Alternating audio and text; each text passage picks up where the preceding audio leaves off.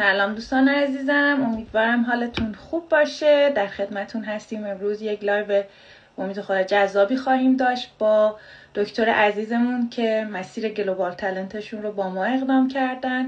تجربهشون بسیار شنیدنیه، هم مسیریه که تغییر ویزا توش هست، هم یک بار خودشون اقدام کردن و حالا میان بیشتر توضیح میدن در واقع روال کاری که طی کرده بودن و بعد هم که ما این افتخار رو داشتیم در کنار ایشون بودیم و تونستیم از سازمان رویال آکادمی آف انجینیرینگ نتیجه مثبت ایشون رو دریافت کنیم. من با اجازهتون ایشون رو دعوت میکنم به لایومون و ادمین عزیز هم باکس سوالات رو برای من فرستادن. من حتما سوالاتتون رو سعی میکنم که جواب بدم. خیلی هم خوشحال میشم که شما سوالاتتون رو در باکس بفرستید که چون وقتی کامنت میذارید توی لایو ممکنه دیسترکشن به وجود بیاد. حداقل برای خود من ممکنه برای چند ثانیه تمرکزم رو به هم بزنه. ممنون میشم که در باکس سوالاتتون رو بپرسید با امید خدا که بتونیم جواب بدیم.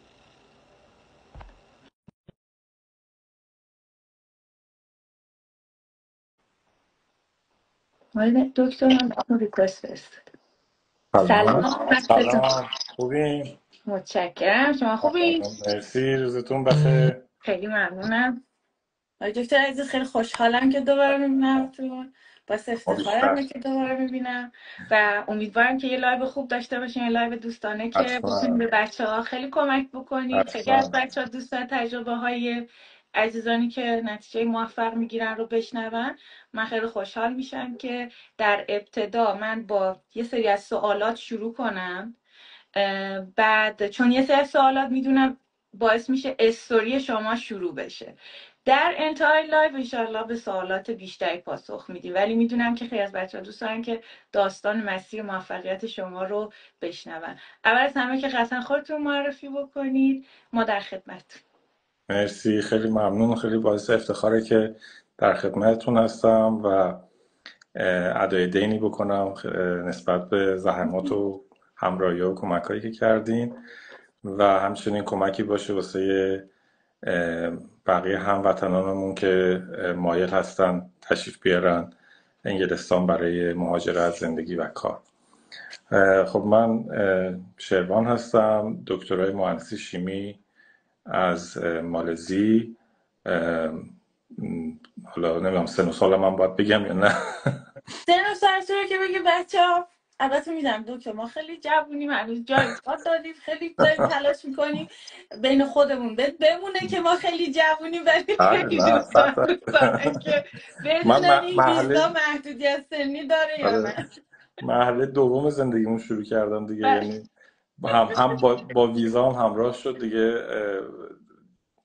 40 سال تموم شد، اونو گذاشتیم کنار، حالا وارد مرحله جدید زندگی شدیم دیگه. خدمتتون عرض کنم تقریبا 3 سال، نه 3 سال و بیشتر از 3 سال، نزدیک 4 سال داره میشه که از دکترام هم گذشته. دکترا رو گفتم مالزی گرفتم و بعد با آفر کاری اومدم انگلستان. حالا سوالاتون رو بفرمایید قاطی نشه، من یه دفعه نرم جلو خیلی. نه خواهش میکنم. بعد در واقع آقای دکتر سویچ ویزا داشتن در مسیر اپلایشون و با بکگراند اسکیل ورکر اومدن و قصد داشتن که گلوبال تالنت اقدام کنن. حالا سوال اینجاست که چرا در واقع در همین ابتدای کار یه جایی تو زندگی تصمیم گرفتید که از اسکیل ورکر سویچ بکنید روی ویزای گلوبال تالنت؟ حتما.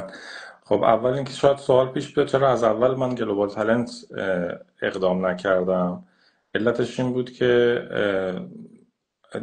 جدای از این که اطلاعاتم خیلی کم بود اون زمان نسبت به، یعنی واقعا این مسیر کاری من یه مسیر خیلی پیش بینی نشده بود، یعنی من هنوز دکترام تمام نشده بود و یه پوزیشنی رو واقعا توی یه پیاده روی دوران کووید من پیدا کردم و اپلای کردم.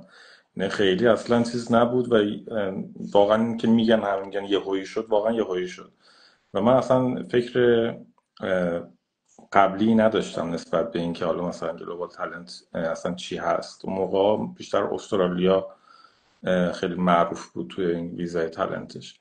بنابراین اولا پیش زمینی نداشتم، دوما قرارداد کاری من در ابتدا 1 ساله بود و واجد شرایط گرفتن گلوبال تالنت از طریق قرارداد کاری نبود که شرطش این بود که شما 2 سال حداقل اون قرارداد رو داشته باشین. بنابراین من خب از اول با ویزای اسکیل ورکر اومدم و دوستای دیگه هم که داشتم اونا هم همین مسیر اسکیل ورکر رو رفته بودن و در واقع من اصلا کسی رو نمیشناختم که گلوبال تالنت کار کرده اومده باشه. در واقع میشه سال 2021 درسته؟ بله، تابستون 21، یعنی دقیقا 4 سال پیش همین موقع ها من آفر کاری گرفتم، ولی خب قراردادم از ژانویه 22 شروع میشه و دیگه با همین مسیر من اومدم و وقتی که میای توی این مسیر خب بیشترین چیزی که در واقع اذیتت میکنه بحث ویزای و بحث این که شما مثلا میتونی قراردادتو تمدید بکنی یا نمیتونی قراردادتو، چون به عنوان در واقع پستاک معمولا قراردادها به صورت اوریج میتونم بگم 1 ساله تا 2 ساله هستن. خیلی کم پیش میاد شما قرارداد مثلا پستاک بگیریم 5 ساله، اصلا من ندیدم تا حالا. دیگه خیلی مثلا جنرس باشن 3 ساله قرارداد میدن که خب برای مثلا روت گلوبال تالنت میتونه آپشن خوبی باشه، ولی خب خیلی از قراردادها هم 1 ساله هستن. شما اگر که در واقع یه کاندیدای نوعی رو در نظر بگیریم که حالا یا شرایطش هنوز شرایط گلوبال تالنت رو مثلا نداره، مثلا دستاورداش به اندازه کافی نیست، ولی یه قرارداد 1 ساله میگیره، این قرارداد 1 ساله میتونه قدم اولی باشه واسه اینکه بتونه بعداً شیفت بکنه روی گلوبال تالنت، یعنی بیاد یک تجربه در واقع آکادمیک یا تجربه کاری خیلی مثبت اینجا داشته باشه، دستاورداشو بیشتر بکنه و بعد بتونه سویچ بکنه رو گلوبال تالنت. آره اینو من جواب دادم. من یه توضیح بدم که بچه در واقع برشون شفاف باشه. ببینید مسیرهای اپلای گلوبال تالنت میتونه چندین مسیر مختلف باشه. مسیر رایجش اینه که شما با ارسال داکیومنت ها و همون شرط اصلی گرفتن نامه از یک فرد خبره در انگلستان اپلای بکنید و در واقع با ارسال داکیومنت شما ارزیابی میشید و علاوه سی وی، پرسونال استیتمنت، همه اینها. اصطلاحش هم و در واقع روتش هم مسیر پیر ریویو. آقای دکتر دارن به مسیرهای اشاره میکنن که میشه با داشتن جاب آفر و حالا میت کردن یه سری از کرایتریایی که بهش اشاره کردن هم برای این ویزا اقدام کرد و اصولا فست ترک و تو کمتر از 2 هفته نتیجه مثبت رو با یک در واقع میشه گفت درصد خیلی بالایی حتما دریافت میکنن. به این دلیل که مکاتبه ها خیلی مثلا سریع با HR و یا همون نیروی انسانی اون ارگان شکل میگیره و همه چیز صحت سنجی میشه و خب این مسیر ویزا راحت تر میشه. حالا آقای دکتر اینجا این سوال پیش میاد، این قسمت از استوری وقتی اومدید انگلستان داشتید فعالیت میکردید چی میشه که یعنی چه بحرانایی، چه میدونم من خودم این مسئله اقامت دائم رو از بچه‌ای که اسکیل ورکر دارم واقعا زیاد دارم جدیدا میشنوم، من در خدا با تجربه شرایط و قوانین هر کدوم نگرانی‌های خودشونو دارن، ولی این قسمت رو هم شما بهش اشاره بکنید که در واقع چی باعث میشه که جدای از این که بریم سمت مسیر گلوبال تالنت اصلا بیایم به این موضوع نگاه کنیم، یعنی تو مسیرمون به این فکر بکنیم که من میتونم برای گلوبال تالنت اقدام بکنم یا نه و چرا اقدام کنم. مثلا من که کارمو دارم، بعد حقوقمو دارم، ویزام هم خب حالا به دلیل توانایی‌ام ممکنه حتی مثلا هر سال این اسکیل ورکره به مدت بیشتری تمدید بشه و مسئله اقامت دائم هم حل بشه. این هم سوالیه که هست اصلا بچه‌های در واقع یه مقایسه میخوایم بکنیم بین اسکیل ورکر و گلوبال تالنت ویزا، اگر درست متوجه شده باشم سوالتون رو، که حالا این از منظر منه که دارم مقایسه میکنم، قطعا شما خب بهتر میدونیم، ولی من تجربه شخصی خودم در این مورد اینه که اولین چیزی که به نظر من خیلی تفاوت داره بحث واقعا استرسیه که شما توی مسیر اسکیل ورکر دارین و مسیر گلوبال تالنت دارین. چون مسیر اسکیل ورکر همونطور که گفتم شما منوط هست ویزاتون به اون محل کارتون، یعنی محل کارتون باید لایسنس ویزا داشته باشه که شما رو اسپانسر بشه و جاب باید یه کرایتریای خاصی داشته باشه، یه سری محدودیت ها داره. همه شغلا این در واقع شرایط رو میت نمیکنن و خیلی از شرکت ها اصلا ندارن این لایسنس رو. بنابراین یه محدوده کمی از مشاغل هستش که اینو ساپورت میکنن که به شما ویزا بدن. در نتیجه شما شانس شغلیابیتون خیلی کم میشه توی مسیر اسکیل ورکر. همونجور هم که گفتم اکثر مشاغل این شکلی حداقل تو حیطه کاری من قراردادهای مثلا 1 ساله هستن، 1 ساله، 18 ماهه، حتی 6 ماهه، حتی من 3 ماهه هم دیدم مثلا قرارداد بوده. خب اینا شاید خیلیشون اصلا منجر به اسکیل ورکر ویزا هم نشن، انقدر کوتاه. و این یه تفاوت عمدهشه به نظر من. حالا تفاوت‌های زیادی داره، یعنی وقتی حالا این اسکیل ورکر، حالا از اون طرف گلوبال تالنت این امکان رو به شما میده که شما تو هر زمینه‌ای که دلتون بخواد کار بکنید. اصلا شما مثلا تصمیم مثلا گرفتین که گلوبال که گرفتین، اصلا تصمیم گرفتین برین بیزینس خودتون رو باز بکنید. یک ایده در واقع حالا نسبت به بک‌گراندتون ایده بیزینسی دارین و الان این فرصت رو گلوبال تالنتتون میتونه اصلا رو اون کار بکنید. میتونید برین شرکت ها به صورت پارت تایم کار کنین که پارت تایم جز اسکیل ورکر معمولا حساب نمیشه، یعنی شما نمیتونین پارت تایم ویزا بگیرین، ولی میتونین 2 تا جا پارت تایم کار بکنین، میتونین مثلا چند تا جا پارت تایم کار کنین و این آزادی عملی که گلوبال تالنت بهتون میده اصلا قابل مقایسه با اسکیل ورکر نیست. تفاوت دیگه ای که به نظر من داره باز از منظر خودم تو بحث هزینه هاشون هست.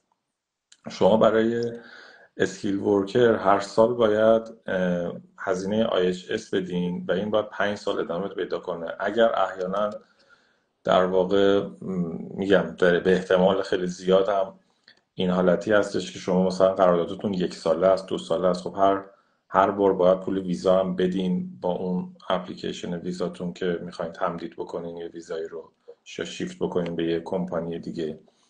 و به صورت میانگین خب فرض بکنیم در بهترین حالت یک ویزای 5 ساله هم گرفتین که خیلی بعیده، یعنی حداقل شما 2 بار ویزا اپلیکیشن باید چیز کنین، بگیم یه بارش رو مثلا 2 ساله گرفتین، یه بارش هم 3 ساله و 5 سال هم باید IHS بدین و اینا خب هزینه زیادی داره. در صورتی که برای گلوبال تالنت اگر در ابتدا همون در ابتدای ورودتون گلوبال تالنت گرفته باشین میتونین 3 ساله رو بگیریم و اگر روتتون اجازه بده میتونین بعد از 3 سال هم اقامت در واقع دائم رو اپلای بکنین براش و بگیرین.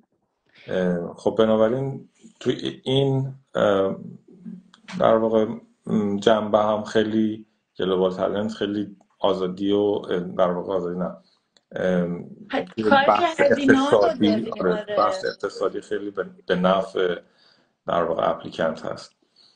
و دیگه براتون بگم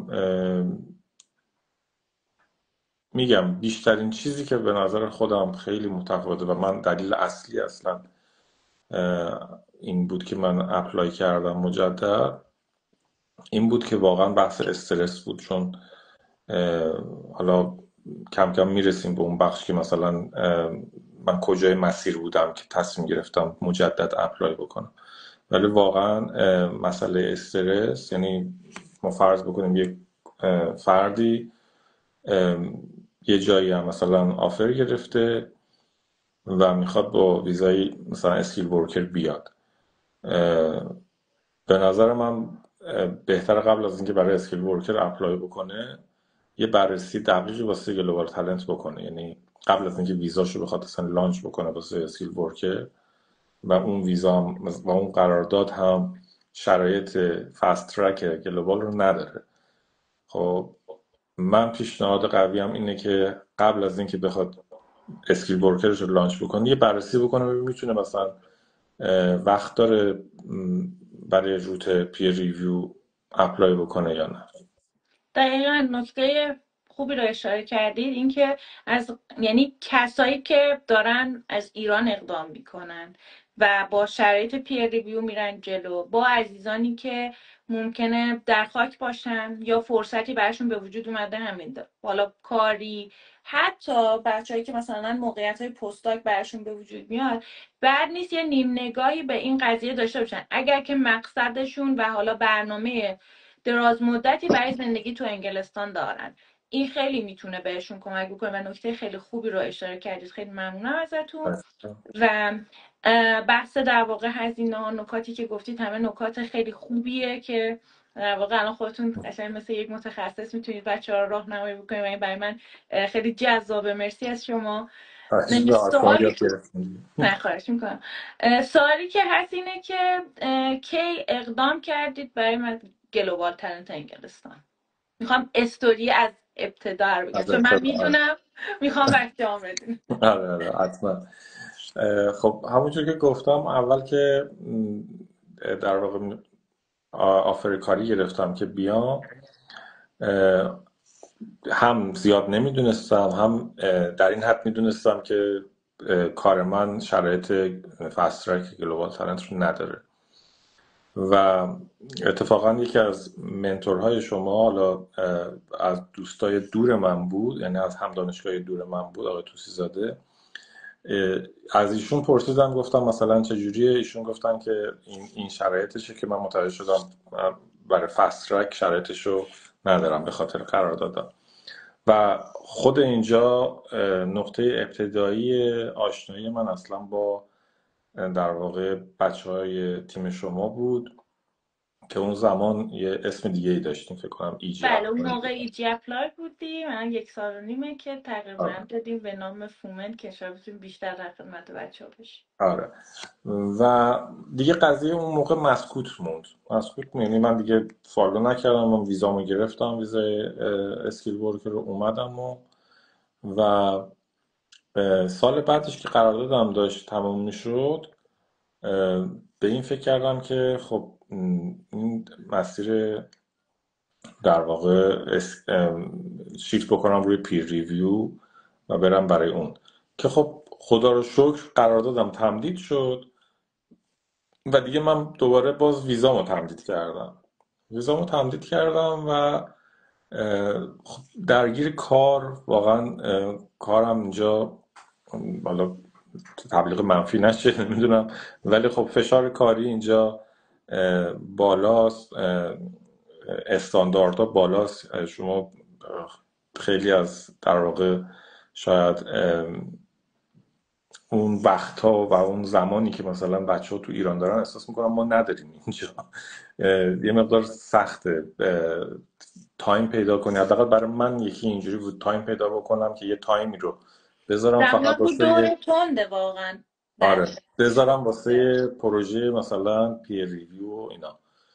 و در نتیجه دوباره روزها و ماها گذشت تا رسیدیم به اواخر 2023 که دیگه سال دوم قرارداد من هم داشت تموم شد و اصلا کلا اون پروژه داشت تموم میشد، یعنی دیگه امکان اصلا اکستند کردن رو اون پروژه نبود. و من چند تا جا اپلای کرده بودم برای کار، چند تا هم اینترویو رفته بودم و خیلی هم مثلا چیز بود که مثلا نه این دیگه اوکی شد و تموم شد و میگیرم و اینا، و شرایط واقعا پر استرسی بود که اونجا من تصمیم گرفتم که حالا قبل از اینکه اصلا یک جاب آفری من بگیرم بذار این گلوبال تالنت یه بار اپلای بکنم ببینم چجوریه. و یه بررسی که کردم، خب حالا به هر حال یه واقعیتی اون موقع مثلا شرایط اقتصادیم جوری نبود که بخوام مثلا هزینه‌ای بکنم واسه در واقع اپلیکیشن، یعنی حتی خود پول اپلیکیشن هم برام یه مسئله بود که من مثلا بیام مثلا 500 600 تا بدم واسه این اپلیکیشن یا نه.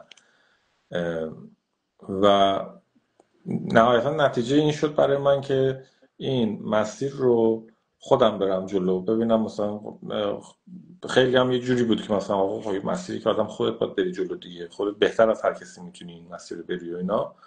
و من خودم رفتم و یه کمکی هم که گرفتم، حالا از یه دوستی کمک گرفتم که اشتباه من بود که از ایشون کمک گرفتم، بخاطر اینکه ایشون اصلا نمیدونست. گفتم من نمیدونم ولی من برای استرالیا میتونم بهت کمک بکنم. گفتم حالا بازم من مثلا پرسونال استیتمنت نیستم، ببین مثلا چجوریه، خوبه یا نه. که با وجود مثلا حتی یه کمک این شکلی که داشتم فرستادم، ریجکت شد. حالا قسمت دراماتیک ماجرا این بود که این ریجکت شد و من یه جای دیگه جاب آفر گرفتم. یعنی در این حال که یه اتفاق هم بدی خوشحالی افتاد، بودم بعدی. آره، ولی یه جاب آفر واقعا لاست مینت گرفتم و تونستم اسکیل ورکرم رو تمدید بکنم. این اسکیل ورکر که تمدید شد، حالا اینم باز داستان دیگه بگم که این قرارداد جدید، شغل جدیدی که گرفتم، با اینکه 2 ساله بود ولی چون پروژه تو باز اون شرایط فست ترک رو نداشت، یعنی این فست ترک بازم شرایط خیلی ریزی داره. یکیش اینه که خب UKRI باید حتما اون پروژه رو ساپورت بکنه، فاندش از اونجا باشه. حالا تو پرانتز مثلا بگم برای اونایی که نمیدونن، UKRI یه ارگانیزیشن دولتیه که فاندای تحقیقاتی رو میده به دانشگاه ها که دانشگاه روی موضوعات مختلف تحقیقات بکنن. خب چون فاندایی که از این طریق UKRI میده، فاندایی که مثلا ریویو شده، اون پروپوزال ریویو شده و مراحل خیلی سفت و سختی رو طی کرده که اون پول رو دادن بهشون، برای همین یه چک باکس هایی رو آردی خورده. در کسی که میخواد بیاد این چیزو داره که اون فست ترک رو بتونه اپلای بکنه. ولی این پروژه‌ای که من بودم یک کمپانی اینو در واقع اسپانسر شده بود که خب چون در واقع UKRI دیگه نبود، نمیشد باز هم بازم همچنان آره، از مسیر فست ترک رفت و بازم حالا اون یک مسیر بارم. فست ترک نمیشد. من قسمت این بود که این پیر ریویو رو برم، چون توی مسیرش در واقع خیلی چیزا هم یاد گرفتم توی این مسیر منتوری که من با بچه‌های شما داشتم، آقای دکتر. خیلی چیزا هم پرسونالی یاد گرفتم واقعا. و نهایتا میرسیم قسمت جذاب آره، پرسونالی که آره، چقدر نهایتا این مسیر ختم شد به سال آیندهش، یعنی انتهای 24، که من خب تجربه اون سری پیشو داشتم که اون ماها چقدر استرس کشیدم واسه کار جدید پیدا کردن و اینکه مثلا لحظه آخر چیز شده بود. حالا اینو بذارین روی اینم که شرایط آکادمیک توی انگلستان یه مقدار سخت شده بود، یه سری فاندا کم شده بود، خیلی از پوزیشن‌ها کم شده بود و از اون طرف خیلی اپلیکنت ها زیاد و قوی شده بودن. یعنی خب مثلا یه سریا که دانشجو پی اچ دی بودن که من خودم منتورشون بودم، اونا هم اومده شدن رقیب من توی کار پیدا کردن. و این پیش بینی رو داشتم که خیلی شرایط در انتهای 25 که قرارداد من تموم میشد خیلی سخت باشه. بنابراین به این فکر کردم که دوباره شانس خودم رو واسه مسیر پیر ریویو گلوبال تالنت امتحان بکنم. ولی تجربه قبلی به من اینو نشون داده بود که این مسیر رو به هیچ عنوان نمیخواستم تنهایی برم. یعنی حتما میخواستم یک تیم خوب، یک فرد خوب، حالا یه فرد یه تیم خوب کنارم باشه و اون مسائل و مشکلات، حالا چیزایی که من احساس میکردم وجود داشت رو اون برطرف کنه که واقعا به خوبی این اتفاق افتاد. حالا باز میذارم بخشو تو سوال بعدی. آره، در واقع بذارید منم اینجا وارد داستان بشم و بگم که چه اتفاقاتی افتاده. یعنی در واقع خلاصه ای هم از صحبت ها داشته باشیم، اگر دوست عزیزی تازه به لایو پیوسته، بگیم که رسیدیم به جایی از در واقع داستان شما تو مسیر گلوبال تالنت که با یک بار ریجکتی و حالا با یه سری از شرایطی که تو بحث کاری به وجود اومده، قصد دارید که این بار در واقع با یک تیم و یا یک سری از افرادی که تو این مسیر تجربه خوبی دارن، میتونن بهتون کمک بکنن، همراه بشید. با اینکه من میدونم که اصولا بچه ها فکر میکنم مثلا برای این مسیر، حالا چون شما خودتونم هستید اینجا دیگه، اگر یک بار ریجکت بشیم نمیتونیم اپلای بکنیم و چه اتفاقاتی میفته بعد از اینکه حالا شما یک بار اپلای میکنید و نتیجه مثبت نمیگیرید. اینجا یه تجربه رو به اشتراک بذارم. ببینید قطعا مهمه که چجوری اپلای شده باشه، چون حالا آقای دکتر میدونن و خودشون هم به این موضوع اشاره میکنن حتما در واقع روال بعدیمون. ما وقتی که ریجکتی دریافت میکنیم، اون سازمان ارزیاب دلایل ریجکتی رو توضیح میده. بعضی مواقع نشون از این میده که شما ریجکت شدید به این دلیل که خب بد اپلای شده. یعنی شما یه سری از، به طور مثال خیلی از بچه‌ها که اخیراً دارن در واقع با ریجکتی میان سمت درخواست مشاوره از منتورهای مجموعه، به این نکته قشنگ میشه رسید که شنیدن کلا گلوبال تالنت ویزاییه که راحت میشه براش اپلای کرد. خیلی از بچه ها میگن مثلا به ما گفتن تو تالنت کسیه که خودش مسیر رو میشناسه و میره اپلای میکنه. نه، واقعیت اینه که شما در اتفاقا تالنت کسیه که میاد و تو این مسیری که مطمئن هستش که حتما شانس خوبی داره، از مشاوره و مشورت گرفتن گریزان نیستش که مثلا ممکنه تالنت بودنش زیر سوال بره. نه، تالنت بودن شما با گرفتن اندورزمنت مثبتتون انشالله تایید میشه. ولی میخوام بگم حتما با این واژه‌ها روبرو میشن و وقتی اقدام میکنن میشه ری اپلای کرد، میشه از ریویویی که در واقع گرفتید دفاع بکنید. ولی اون ریویو باید حواستون باشه، در متن ریویو حتما اشاره میشه که نشون داده میشه در متن که آیا من بد اپلای کردم و اویدنس ها رو در واقع خوب رعایت نکردم، اون کرایتریاها رو، حتی کرایتریا رو رعایت کردم اما نمیدونستم یه سری اویدنس هم لازم دارم یا نه.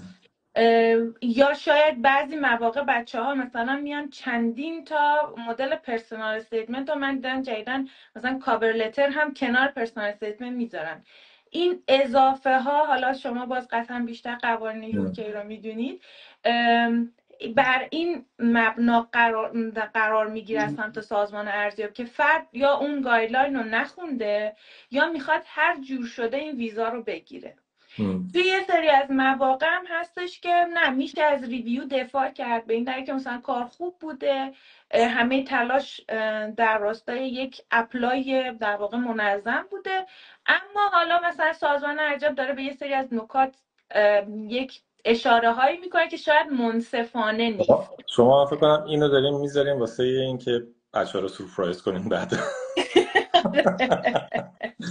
ولی آره درسته. آره، قصه از اینجا شروع میشه که آقای دکتر ما که در لایو وجود دارن، وقتی که با ما در واقع شروع کردن به اپلای مجدد، چیزی که من قشنگ یادمه در جلسه‌ای که با شما و با دکتر قمری داشتیم این بود که شما چرا اینقدر خودتون رو و اسکیل هاتون رو و دستاورداتون رو دست کم گرفتید. آره، همینو میخواستم بگم راجع به همین بحث این که حالا واژه تالنت خیلی چیز نباشه، مثلا چی میگن، تعریف از خود نباشه آدم بگه مثلا من تالنت ها این شکلی هست.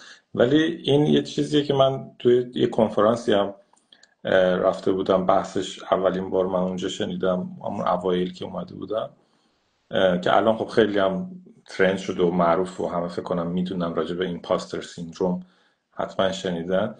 یک سیندرومیه که توی افرادی که مثلا تو محیط دانشگاهی هستن اصلا وجود داره. یعنی شما خودت رو، دستاوردات رو دست کم میگیری، چون همش داری مقایسه میکنی خودتو با مثلا یکی دیگه، بعد مثلا اون یکی دیگه مثلا یه آدمیه که مثلا یه مسیر متفاوتی تو زندگیش رفته، یه محیط متفاوتی بوده، بعد تو داری خودتو با اون مقایسه میکنی و مدام دچار این میشی. اصلا بعضی موقع حتی مقایسه هم نکنی، یک میگم یه اختلال بدیه که توی ذهن این افراد، حالا به صورت آماری گفتم بیشتر آکادمیکا، ایجاد میشه که همش دنبال این هستی که یک کار کامل پرفکت خیلی خوب و تمیز و اینا در واقع درست بکنی و بدی. واسه همین آره من همین یکی از پرسونال دیولپمنت هایی که بود تو این مسیر با دکتر قمری، مخصوصا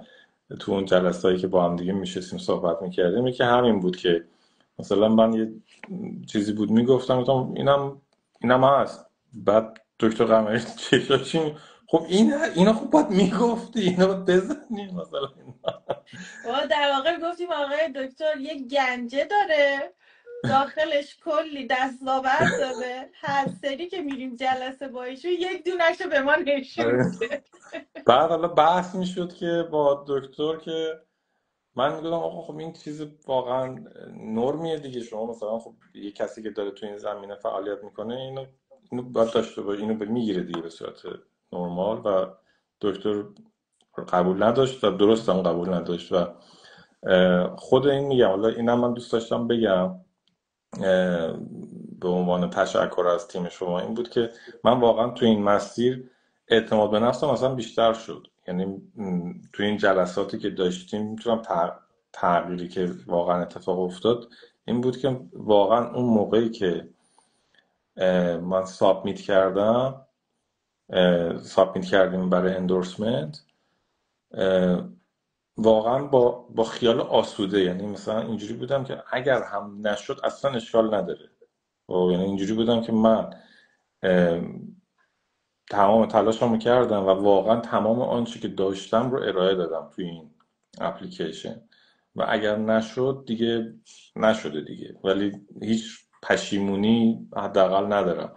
سری اول این پشیمونی رو داشتم، سری اول این پشیمون بودم که نکنه مثلا من یه جایی رو ندیدم، کما اینکه واقعا همین بود. خب یه چیزی رو خوب مثلا ننوشتم، خب یا به قول شما دقیقا به هر قیمتی بود میخواستم این ویزا رو بگیرم. خب برای همین مثلا یه کاور لتر چیز عجیب غریب بوکلت واسه اونا فرستاده بودم. خب میدونی مثلا این اتفاق به نظرم مهمترین چیز بود که تو این مسیر افتاد واسه من. خیلی عالی. در واقع باید بگم که اگه بخوایم خلاصه بگیم از شرایط، ما با شرایطی در واقع روبرو شده بودیم که آقای دکتر خیلی تواضع به خرج داده بودن در ارسال یک سری از اویدنس ها، خیلی زیاد یه سری از چیزها رو ارائه داده بودن، با اینکه مثلا در فرم می نویسن که پرسونال استیتمنت اینقدر در واقع هست، حالا فرای این که چه جزئیاتی باید داشته باشه، ولی اینا رو میشد توی همون در واقع نگاه اولیه و در یک مشاوره مثلا 20 دقیقه‌ای این رو قشنگ درک کرد. حالا سوالی که هست اینه که در اویدنس هایی که شما ارائه داده بودید چه نقص هایی وجود داشت که فومنت اون رو رفعش کرده؟ چون باز این مسئله مطرح میشه که کسی که خودش در واقع میتونه مقاله بنویسه، شما جز اون افرادی بودید که قبلا یه مهاجرت به کشور دیگه داشتید، اونجا تحصیلات عالیتون رو گذروندید، و چه اتفاقی مگر میفته که ما باید بیایم خودمون وقتی میتونیم مقاله بنویسیم، خودمون میتونیم سطح زبان انگلیسی خیلی خوبی داریم، همه اینها رو در واقع کنار هم دیگه بذاریم، باید بیایم و با فومنت در واقع اقدام بکنیم. در واقع سوال دوستمون، من با اجازهتون این برمیگردم لپتاپ رو نگاه میکنم که سوالات رو نه در واقع چون بر اساس استوری گذاشتم، حواسم استوری بوده، اینکه مگه چه در واقع اویدنس هایی مشکل داشته که اینجا برگشته و نتیجه مثبت شده؟ که سوال به نظر خود من سوال خیلی جالبه بود و شاید جواب خیلی از سوالات باشه. حالا یه چیزی که توی ذهن من خیلی پررنگه در مورد تفاوت مسیر اگر من میخواستم خودم برم یا با بچه ها با دکتر قمری و شما بود این بود که یک ساختاری داره این اپلیکیشن که حالا میتونم بگم 3 ضلع پرسونال استیتمنت تونه، سی وی تونه، ریکامندیشن لتر و خود اویدنس ها، داکیومنت هایی که هست. این برای من اگه میخواستم این کارو بکنم مثل تیکای پازلی که اصلا کنار هم نچیده بودن مثلا اینا رو میذاشتم تحویل میدادم. خب ولی اتفاقی که افتاد این بود که یک شکل همگنی پیدا کردن اینا با هم. خب یعنی این مجموعه، این چیزایی که گفتم، پرسونال اسسمنت، سی وی، اینا همه همدیگه رو داشتن ساپورت میکردن. قبلش و اولین جایی که من احساس کردم که آها این جای درستی اومدم، دارم با آدم درستی. حالا اینم بذار بگم این وسط، اولین بار که خب من اول با آقای احسان صحبت کردم، بعد که قرار شد منتوری داشته باشم برای این کار، گفتن آقای دکتر قمری. بعد من گفتم دکتر قمری چیه رشتهش؟ میگم رشتهش پزشکی. گفتم خب با پزشکی که به من نمیخوره، من نمیشید. گفت نه حالا شما چیز کنید ببین چجوری جلسه داشتید. و بعد همون یعنی من اولش یه مقدار چیز بودم که ممکنه مثلا خیلی اشراف نداشته باشه نسبت به مثلا سی وی و این چیزای من. ولی همون جلسه اول که ما صحبت کردیم و نکاتی که راجع به سی وی و اینا دکتر گفت و بعد تغییرات رو با همدیگه اعمال کردیم روی سی وی و مثلا حالا صحبتایی کردیم، بعد مثلا همین دستاورد حالا هرچی هست یه چیزی بوده مثلا من تعریف کردم که خب این تو سیویت نیست، خب اینو باید بذاری. همینا ذره ذره، یعنی من همون جلسه اول فهمیدم که خب نه یه مسیر درستی به نظر همون چیزی که میخواستم. خب و همینا کم کم یه شکل درستی داد به مجموعه. یعنی اون اپلیکیشن یه اپلیکیشنی بود که میگم اون موقعی که ما سابمیت کردیم واقعا میگفتم این بهترین ورژنیه که میتونه نماینده حالا من باشه. بله دقیقا.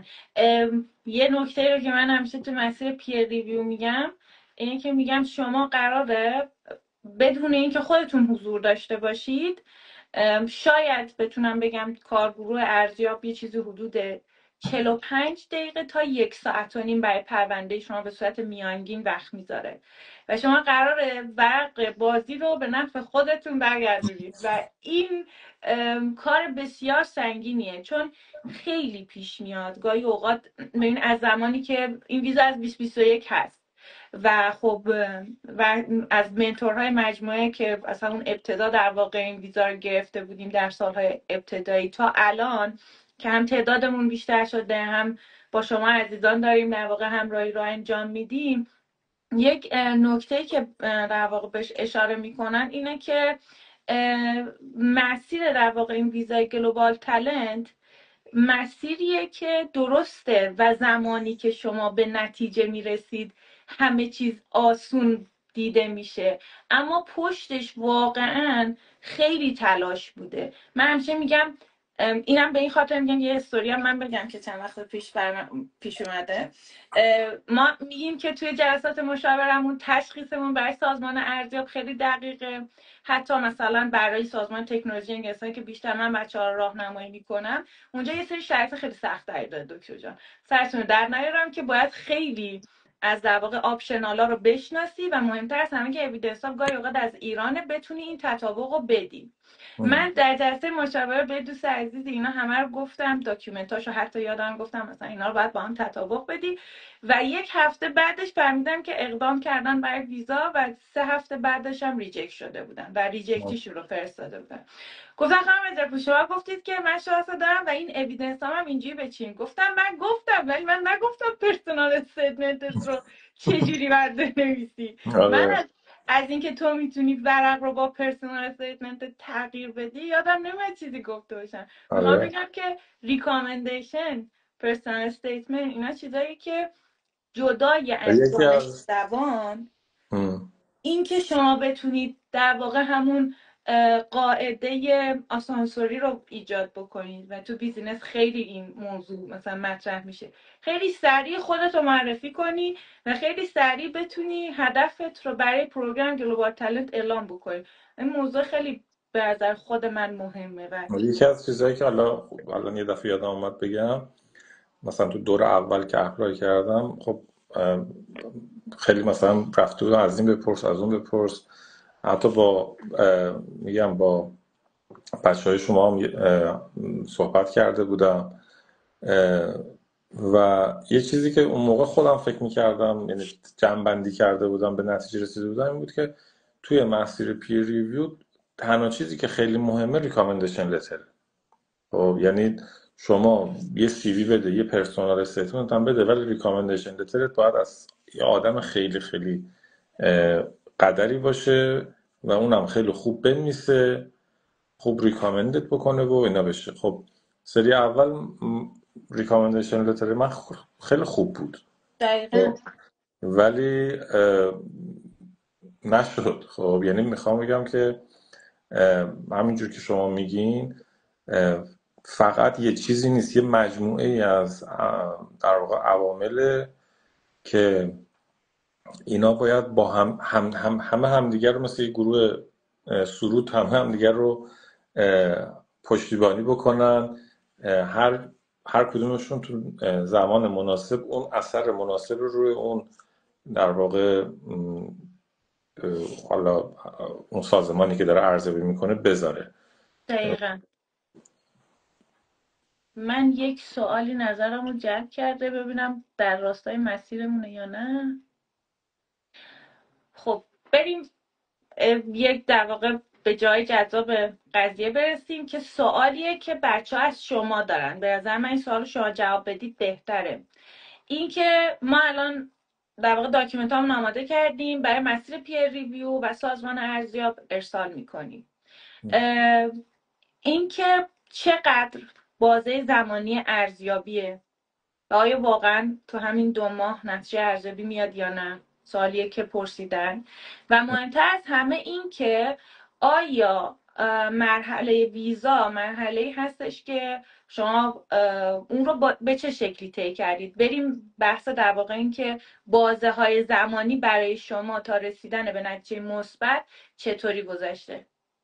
خب بازه زمانی از زمان سابمیت بگم یا از بله. زمانی که اصلا با شما شروع کردیم؟ زمانی هم که با ما اقدام کردن خوب بهش اشاره بکنیم که ما اصولا در واقع چجوری این مسیر رو میریم جلو.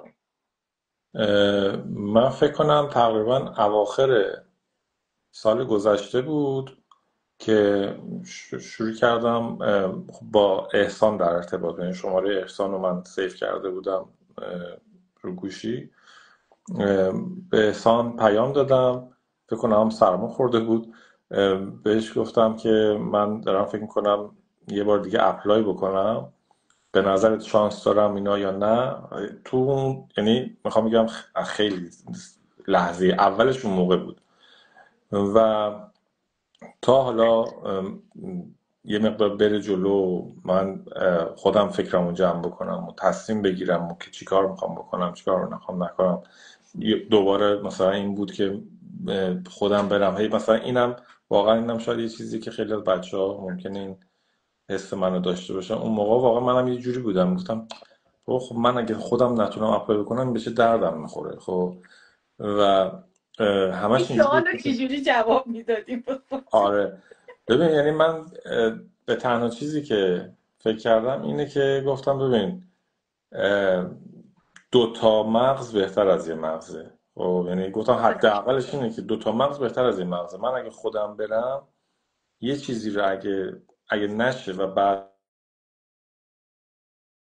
خب با اون شناختی هم که از خودم داشتم میدونستم که یه عمر خودم رو سرزنش میکنم، میگم ببین این اونجا این اشتباه رو کردی فلان که بذار این بار بذارم بار آخر و حتما چیز در واقع منتوری چیزی داشته باشم توی مسیر.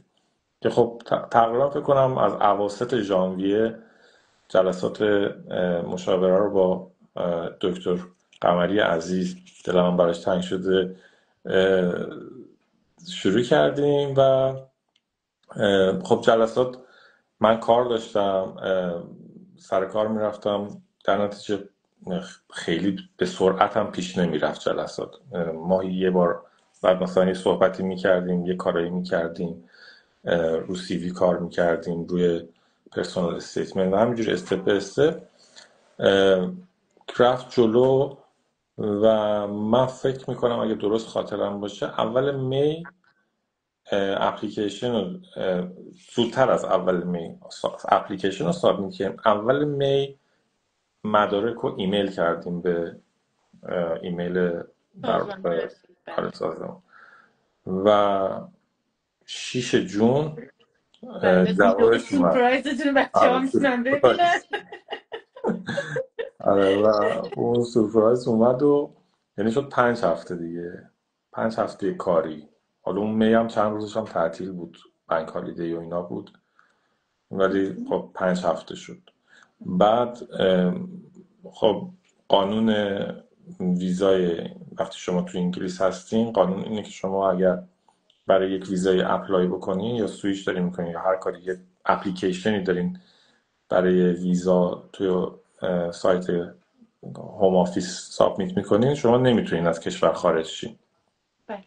و من چون برنامه سفر داشتم، 6 جون که گرفتم همون موقع اپلای نکردم برای ویزا. سفرم رو رفتم، برگشتم، بعد سویچ کردم ویزا رو.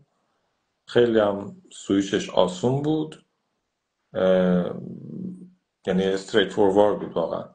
فقط تنها چیزی که بود، من رو اون مرحله هم خیلی مشورت کردم برای اینکه کمترین پول رو بدم بابت ویزا برای IHS و اینا، چون در واقع ویزای همسرم هم بود. و خب این هم یه نکته‌ای که هستش که شما به عنوان مین اپلیکنت، اگر من اشتباه میگم شما درست کنید، شما به عنوان مین اپلیکنت 3 ساله میتونید در واقع اقامت دائم بگیرین، ولی همراهتون 5 ساله بعد اقامتش میاد. بنابراین و ویزای کاریتون هم حساب میشه. در واقع من که 3 سال اسکیل ورکرم میخواستم اینو گذشته به بود. عنوان نکته آره، طلایی شما بگم. آره، حالا اینو بعدا کاملتر شرح میدم، ولی به هر حال تنها چیزی که نکته‌ای که داشت سویچ ویزای این بود که من چند سال بخوام اپلای بکنم واسه ویزا، و بعد خود اپلیکیشنش خیلی استریت فوروارد بود و انجام شد. و اونم بعد از فکر کنم 2 هفته بعدش ویزا اومد. خیلی عالی، خیلی هم مبارکتون باشه.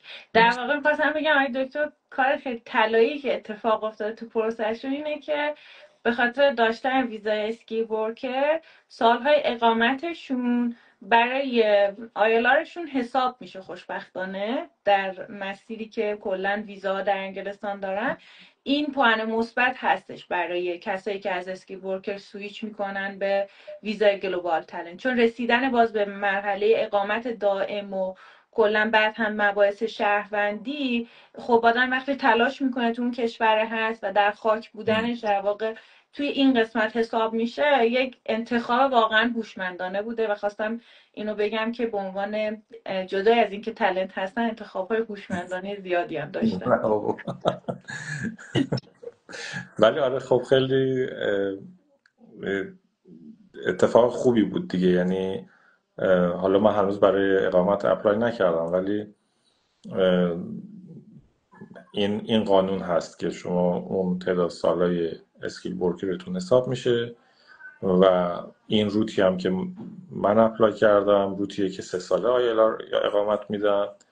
بنابراین چون من 3 سال بودم توی انگلیس با ویزای کار، بیش از 3 سال، همین که حالا ویزای من الان گلوباله، میتونم درخواست آیلار بدم. اینم شیرینی ماجراشه. قطعا. یکی از بچه ها دقیقا هم دو سال آیلار پرسیدن، من پاسخ بدم با اجازهتون. میگن چطوری میتونیم با ویزای گلوبال تالنت پرامیس بعد از 3 سال برای آیلار اقدام بکنیم؟ ببینید جز سازمان تکنولوژی و سازمان هنر، ما بقیه سازمان ها یعنی رویال آکادمی آف انجینیرینگ و رویال سوسایتی و بریتیش آکادمی بعد از 3 سال شما میتونید برای اقامت دائمتون اقدام بکنید، چه اکسپشنال پرامیس باشید چه اکسپشنال تالنت. این قانون از 2 سال پیش اومده که فکر کنم ادنه عزیزمونم گذاشتن در واقع لینکش رو، ولی از 2 سال پیش اومده تا امروز که داریم صحبت میکنیم. ببینید اینا چون قوانینن، من باید حتما ذکر بکنم که تا امروزه، یعنی تا امروز که ما داریم 11 آگوست صحبت میکنیم، شما چه اکسپشنال پرامیس باشید چه اکسپشنال تالنت از این سازمان هایی که گفتم میتونید بعد از 3 سال برای اقامت دائمتون اقدام بکنید. ولی بچه های هنر و سازمان تکنولوژی اگه پرامیس باشن بعد از 5 ساله. یعنی اینکه چه جوری میشه، در واقع جوابش اینه که به قانون ارتباط مستقیمی داره دیگه، اینکه قوانین در واقع چی میگه و باید اون کرایتریا رو رعایت بکنید. یه دوست عزیز دیگه نوشتن که من چطور میتونم برای تالنت اقدام بکنم، راهنمایی بکنید. من این پرسر بگم که ابتدا ما ارزیابی رزومه شما که به صورت فایل حالا پی دی اف یا ورد رو ما بررسی میکنیم، منتورها براتون وایس میذارن، وایس ارزیابی اولیه که ارسال میشه. بعد از اون روال در واقع مشاوره هستش و بعد هم اگر که اشاره افتخاریم داشته باشیم که میتونیم همراهیتون کنیم. تا یه اینجا فکر چیز کنم. جالب من بگم، الان باز یادم اومد. توی همون بازی پارسال که میگم داشتم فکر میکردم که اپلای بکنم نکنم، تنها برم جلو یا با کسی برم جلو، توی سرچام یه مؤسسه‌ای رو من پیدا کردم که مؤسسه کاملا بریتیشی هم بود. حالا بریتیش بود میگم، حالا اسامی شاید یه مقدار از نظر حالا در واقع اتنیسیتی شاید مثلا سمت هند بودن خیلی از چیزاشون کارمنداشون، ولی یه لویر فرم خیلی چیزی هم بود به نظرم، سایتشون خیلی من به اینا ایمیل زدم. حالا اون رزومه قبلیم که مشکلم زیاد داشت براشون فرستادم، گفتم ببینم، زده بودن که ما برای گلوبال تالنت هم کمک میکنیم. بعد بهشون ایمیل زدم که خب مثلا شما این سی وی من، یعنی خودشون در واقع جواب دادن مثلا سی وی تو بفرست و اینا، این سی وی چجوریه، مثلا شما کمک میکنین، اگه کمک میکنین روندش چه شکلیه و اینا. بعد به من جواب دادش که شما شرایط گلوبال تالنت نداری. حالا میخوام ایمیل بزنم بهش بگم من گلوبال تالنت. من با اجازتون گلوبال تالنت گرفتم. من خودم واقعیت اینه که میخواستم چند وقت پیش این نکته رو بگم. میگم سال 2021 که من اقدام کرده بودم دقیقاً همین اتفاقات میافتاد. ببین اون موقع که اصلا هیچ اطلاع رسانی نبود و حالا من با کمک احسان و علی عزیز تونستم در واقع مسیر گلوبال تالنت رو یه کمی راحت تر و با استرس کمتری طی بکنم. اما واقعا خالی از لطف نیست که بگم ویدئویی در یوتیوب نبود که ندیده باشم در اون بازه. با خیلی از وکلای بریتیشی در واقع صحبت کردم. الان بعد 4 سال و نیم 5 سال تقریبا میشه گفتش که از این ماجرا که میگذره، بارها هم گفتم و تقریبا میشه گفتش که باور قلبی خود بچه های فومنت هم همینه که گلوبال تالنت ویزا نیست. یعنی شما تا اون مرحله‌ای که دارید اپلای میکنید، علل خصوص مسیر پیر ریویو، مسیرش دقیقا مثل مسیر اپلای کردن برای یک موقعیت مثلا بیزینسیه تو بحث مثلا ویسیا که شما میخوای اپلای بکنی و با یک بک‌گراندی. آره، مثل یه جاب اپلیکیشن یا مثلا نامینیت کردن خودتون واسه یه اواردی چیز. دقیقاً برای یک پروگرامی واقعا میخواید برید اقدام بکنید که توی اون پروگرامه اون سازمانه به شما یه نامه میده که بله مثلا من متوجه شدم که شما این شرایط رو دارید. مرحله بعدیش میشه ویزا. چون خیلی از مثلا من همکارانی داشتم تو سالهای اول در موقعیت شغلی که در یک از کمپانی‌های بریتانیایی کار می‌کردم که جالبیش اینجا بود که بریتیشی بودن و برای این پروگرام گلوبال تالنت اقدام کرده بودن و اونا میگفتن ما هم از سازمان تکنولوژی انگلستان اندورسمنت مثبت گرفتیم. و من گفتم شما دیگه چرا؟ گفتن که جالب بود برای خودم. گفتم این مثل یه مدرک معتبره که ما میتونیم برای مثلا ارتقای شغلمون یا حتی مثلا چون دیتا ساینتیست بودن یا به عنوان این در واقع سمت شغلی به خاطر اینکه سوابق کاریمون کمتره بریم اپروو بگیریم و مثلا موقعیت شغلیمون رو بریم واسه شرکت‌های دیگه ارائه بدیم.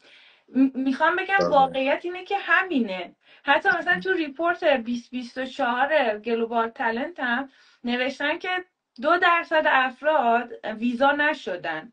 در واقع 2% افراد واسه ویزا اقدام نکردن که به نظر من این قضیهشه. یعنی تا امروز که به چشم دارم میبینم که این اتفاق است. یعنی از اونجایی که شما اندورسمنت مثبت رو میگیرید میتونید به وکیلی بگید من اندورسمنت مثبت دارم، بیا برای ویزام اقدام کن. چون مثلا ممکنه یه سری در واقع شاید شما رو داشته باشن بخوان تغییری انجام بدن، سویچ ویزا انجام بده، تازه همراهشون مثلا بخواد بپیونده بهشون، شاید این شکلی میشه. یعنی ویزایی میشه و شما مثلا نیاز دارید که یه فرد دیگه که حالا قوانین رو کامل مسلط باشه، که حالا در مجموعه خدا رو شکر وکیل رسمی داریم که در قسمت استیج دوم یا همون ویزا شما رو کمک بکنن اگه نکته خاصی باشه. چه بسا خیلی وقتا خود شما عزیزان راحت این اپلای رو انجام میدید. میخوام بگم شکلش ماهیتش واقعا همینه، یه پروگرامه. یه اتفاقات خوبم افتاده دیگه. مثلا تو برنامه اخیرشون برای گلوبال تالنت بودجه اختصاصی گذاشتن، به دانشگاه ها دارن این شرایط رو میدن، همون عنوان در واقع اینویت یوکی که تحت حالا گرانت های مختلفی که برای کار ریسرچ میده شرایط خوبی رو به وجود میاره. یعنی عملا میتونه یه دانشجویی که پتانسیل های خوبی داره خودشو به خوبی نشون بده، بعد خیلی راحت وارد برنامه گلوبال تالنت بشه. این مسئله ویزاش در واقع به نوعی توی اون رزومه دخیل بشه و راحت تر بتونه حالا تو کشوری که دوست داره زندگی بکنه دیگه. حالا من این واقعیت هم سوال اینه. بپرسم، شاید برای بعضیا جذاب باشه، واقعا هم جوابشون نمیدونم. بچه‌هایی که اینجا پی اچ دی میخونن هم فکر کنم یه شانسی دارن برای اینکه قبل از اینکه پی اچ دیشون تمام بشه اپلای بکنن برای گلوبال تالنت، درسته؟ آره، آقای رامیز که سفارششون رو گذاشته بودیم آره. جزء این دستا قرار میگیرن. آقای ایکانی همینطور عزیزانی هستن که در واقع پی اچ دیشون رو در یوکی گذروندن. چند تا اتفاق میفته. یا 2 سال گذشته و اکتیو ریسرچر بودنشون خیلی قویه و با این موضوع میتونن اقدام بکنن. بعضی اوقات از بچه ها ممکنه مقالاتشون آندر ریویو باشه یا هنوز اون عدد سایتیشنه و یا حتی اکتیو ریسرچر بودنه نیاز به این که حتما دفاع دکترا انجام بشه. مثلا آقای ایکانی دفاع دکتراشونو که انجام دادن ما سعی رفتیم برای اپلای کردن، نرفتیم دیگه گریجویت ویزا. یعنی ایشون حتی ایران فرستادیم دیگه، گفتیم برو ایران بعد با ویزا گلوبال تالنت برات میگردیم. یا مثلا آقای رامیز دقیقا همین. آقای رامیز عزیزم یکی از بچهای خیلی متخصص در حوزه تخصصیشون هستش و همین اتفاق افتاد برشون دیگه. ایشون هم در واقع سریع خیلی بعد از دفاع دکتراشون اقدام کردن برای این مسیر. ولی بچه‌هایی که بعد در واقع پایان 2 سال میخوان اقدام بکنن باید یه سری از نکات رو رعایت بکنن. نامه هاشون در واقع شکل و فرمتش یک خورده باید فرق بکنه. خب آقای دکتر عزیز اگه نکته‌ای فکر می‌کنید مونده من خیلی خوشحال میشم که بفهمم. من سعی کردم سوالات بچه‌ها رو به استوری تا به انتهای در واقع رسیدن ویزا ربطش بدم و امیدوارم که خیلی از سوالات جواب داده شده باشه. شما هم اگر نکته‌ای دارید من خیلی خوشحال میشم بشنوم و خیلی هم تشکر میکنم واقعا بابت تایمی که گذاشتید. واقعا برای من خیلی با ارزش بود. بچه‌ها لذت برده باشه. من همون در واقع نکته‌ای که هست اینه که در واقع این اولا که واقعا ممنونم بابت همراهیتون تو این مسیر و اینا. از قبل من همیشه تو دلم بود که برای ادای دینی حتما بیام، حالا هر جوری بود، حالا لایف، الان لایف شد لایف و حالا امیدوارم که صحبتایی که کردم جواب سوالای بچه ها رو بده و حالا توصیه که نمیتونم بگم ولی واقعا تجربه شخصی خودم این که اینم واقعا بچه‌هایی که دارن گوش میدن من نه پولی گرفتم نه چیزی ولی واقعا از صمیم قلب دارم میگم بچه ها واقعا تیم خیلی خوبی هستن، یعنی واقعا باهاشون دوست میشین، یعنی این شکلی به نظر من پیش میره که با بچه ها دوست میشین و در عین حال که یک اتفاق خیلی خیلی مهمی توی مسیر مهاجرت شما میتونه اتفاق بیفته، کلی هم چیزای جدید یاد میگیره آدم توی این مسیری که هست و پیشنهادم واقعا قویا اینه که شما حتی اگر خیلی هم مطمئن هستین به در واقع رزومتون، به دستاورداتون، قابلیتاتون، ولی ریسک نکنین. حالا مخصوصا توی این شرایطی هم که هست هر روز قوانین عوض میشه، شرایط حالا سیاسی، اقتصادی، اجتماعی، ارزشش رو به نظرم نداره و اگر واقعا مصر هستین، مصمم هستین که مهاجرت بکنین به انگلستان، به نظر من این رو از دست ندین و حتما با بچه ها مشورت بکنین. اگر شرایطش رو واقعا حتی اگر نداشته باشین، من فکر میکنم نمیدونم راهنمایی میکنین که آماده بشن حداقل مثلا تا نمیدونم 6 ماه دیگه، مثلا تا 1 سال دیگه آماده بشن برای اینکه به موقع اپلای بکنن. دقیقاً واقعا در واقع تو این مسیر هستن افراد عزیزی که داریم راهنماییشون میکنیم یه سری از اویدنس ها رو مثلا مطابق با کرایتریاهای سازمان ببرن، چون واقعا خیلی از بچهای ایران تلاششون زیاده ولی خب خوبه که این تلاش هدفمند بشه، تو مسیر باشه که بتونن نتایج خوبی رو هم بگیرن. برای هر کسی این اتفاق خوب بیفته، چون واقعا ویزای با ارزشیه. یعنی واقعا بعد از اینکه مهاجرت میکنید تازه میفهمید که چه سری از دغدغه‌ها هست که به وجود میاد و چقدر خوبه که این ویزا باعث میشه اونا کمتر بشه، استرس های شما واقعا نسبت به خیلی از در واقع افراد کمتر باشه و خب اون کیفیت حتی زندگی که دوست داشتید و یا حتی ادامه اون زندگی قبلی بوده که پروفشنال بوده و در های اسکیل ترین شرایط اتفاق افتاده بوده رو همینجا هم ادامه بدید، یعنی چیزی ازش کم نشه، چه بسا که توی کشور بهتر خیلی هم پیشرفت داشته حالا باشه. من حتما هر کسی شرایط خاص خودش داره ولی واقعا برای من این ویزا خیلی مهم بود. یعنی میگم توی این 3 سال و اندی که من با اسکیل ورکر بودم انقدر مثلا استرس کار و اینا بود که من یه رستورانی مثلا توی این محلمون بود من اصلا اینو ندیده بودم و بعد از اینکه مثلا این استرس ها خواهد این رستورانی که این استیکره هستش که ستاره داره چشاتون برقی شده بود داشتید آره رو میدیدید. تازه واقعا مثلا چشم باز شد، مثلا این چیزایی رو دارم میبینم توی اینا. اینی که میخوام بگم واقعا تاثیر خیلی زیادی داره برای کسی که حالا هر کسی به حال شرایط خاص خودش داره. برای منی که مثلا حالا شاید از نگاه خیلیا بگن که تو که اونجا بودی بالاخره یه جوری میموندی و یه کاری میکردی و این چیز نمیشد، نه اینجوری واقعا نبود. یعنی من دوست داشتم به یه طریق خوب قانونی بتونم بمونم و نمیخواستم مثلا جور دیگه ای بخوام بمونم و برای من موندن به خیلی هر روشی واقعا برای خیلی از بچه توصیه نمیشه. من همه عزیزانی که مثل شما تا امروز افتخار آشنایی باشون داشتم، حالا چه عزیزانی که بعدا منتور شدن چه شما که به عنوان کلاینت در واقع در خدمتتون بودیم، دیدم که خیلی همه تلاششون بیشتر از اینکه حالا اندورسمنت مثبتی بگیریم بوده که من دارم میخواد اون کیفیت رو تو زندگیم همچنان حفظ کنم.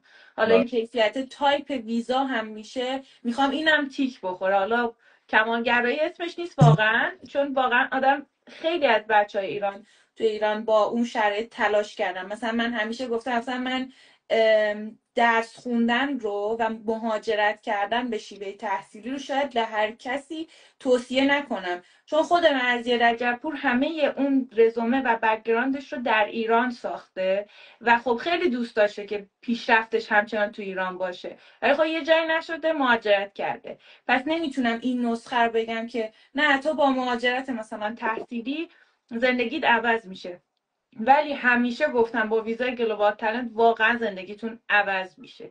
نه این مثلا شعاره، نه تبلیغه. دیدم واقعا این ویزا رو، همیشه میگم زندگی کردم و کنارش خیلی از بچه ها رو هم میبینم که چقدر مثلا ممکن شرایط سختی رو داشته باشن و بابت این موضوع واقعا خدا رو شکر میکنم و خیلی خوشحالم که شما رو و خیلی از عزیزان دیگه هم میبینم که تونستن نتیجه زحماتشون رو بگیرن. و البته یادم هم هستش که همینجا تو این لایف شکلات سوئیسی همچنان دریافت نشد. من این منتظرم شوخی می‌کنم ببینیم دکتر. شما رو.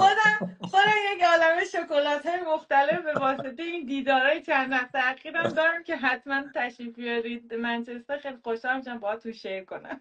حتما ولی در کنار من همسر منتظرم عزیزتون شما تشریف واقعا بیارین خیلی ممنون. این سمت با باقی بچه‌ها اینشالله. من بتونیم در کل اون چون هر کسی ببینیم که این حداقل. شکلات‌ها رو به من هدیه داده گفته که حتما با تیم این رو در واقع شیر کنی. منتظرم که انشالله هر چه سریعتر ببینمشون و یه حالا چای من و همینجا شکلات از داشته شما باشیم. میخوام درخواست کنم که با توجه به اینکه حالا بچهای دیگه هم هستن از کسایی که اونا هم گلوبال تالنت گرفتن، شما کمک کردین، ایونت بذارین بچه ها رو دو تا جمع یک اتفاق خیلی بزرگی افتاده در فومنت بکنه. که اکتبر انشالله قرار ازش رونمایی کنیم. خیلی بزرگه و بابتش واقعا 2 سال تلاش کردن بچه ها، چون خب میدونید که ما یه من قسمت خبر کارمون آره ریسرچریه. منم اینو هنوز پابلیک نمیتونیم بگیم و در لینکدین هامون حتما میذاریم، بعد در واقع پابلیک رو ارائه میدیم. خب پس یه آره خبرهایی هست. آره یه خبرهایی هست که انشالله واقعا بچه‌ها عزیزان در واقع پشت صحنه ما که کار ریسرچ انجام میدن در حوزه در واقع بحث اینترنشنال تالنت اتفاق بزرگی رو رقم زدن و خیلی باعث افتخار بوده. من الان نمیتونم خیلی جزئیات بگم، ولی خواستم بگم که قولش رو اینجا دارم آگست میدم، انشالله اکتبر اتفاقات خوب رو با هم جشن میگیریم. حالا زودتر از اکتبر هم شد یه ایونت بذاریم بد نیست. چشم حتما as soon as possible. آره مرسی واقعا. خیلی ممنونم دکتر عجوز، خواهش خیلی میکنم. ممنونم از شما که تو لایف حضور داشتید. خواهش میکنم با یه کمال. نکته رو بگم، یه سری از سوالات مربوط میشه به سازمان تکنولوژی. در هفته آینده انشاءالله میام اول سازمان رو و شرایطش رو توضیح میدم برای عزیزانی که این موضوع نمیدونن، بعد به سوالاتم در حین در واقع لایو پاسخ میدم، چون آقای دکتر سازمان اعضابشون فرق کرد، اون خیلی واقعا تایم زیادی میگرفت. باش. حالا باز اگر سوالی چیزی هست برای من اگر سوالی هست من هستم از کسایی که حالا من حتما فیدبک ها رو باز به شما اعلام میکنم. احتمال خیلی زیاد لایو دیگه خواهیم داشت، حتما باز با یک عنوان و یک سری جزئیات دیگه که قولش رو از همینجا از شما بگیرم. خواهش میکنم با کمال خیلی من. ممنون. باعث خواهش میکنم. افتخار بود. به همسر عزیزتون سلام برسونید. خیلی مبارکتون باشه. مرسی خیلی ممنون. قربان شما. فعلا خدا نگهدار.